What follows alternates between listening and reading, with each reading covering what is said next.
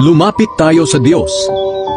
Kaya mga kapatid, malaya na tayong makakapasok sa pinakabanal na lugar dahil sa dugo ni Jesus.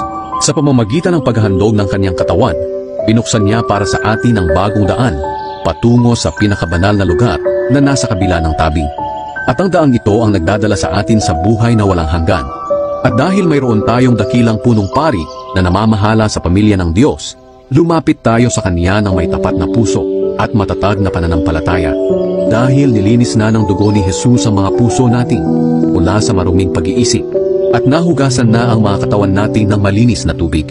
Magpakatatag tayo sa pag-asa natin at huwag tayong mag-alinlangan dahil tapat ang Diyos na nangako sa atin. At sikapin nating mahikayat ang isa't isa sa pagmamahalan at sa paggawa ng kabutihan. Huwag nating pababayaan ang mga pagtitipon natin gaya ng nakaugalian na ng ilan. Sa halip palakasin natin ang loob ng bawat isa, lalo na ngayong nalalapit na ang huling araw.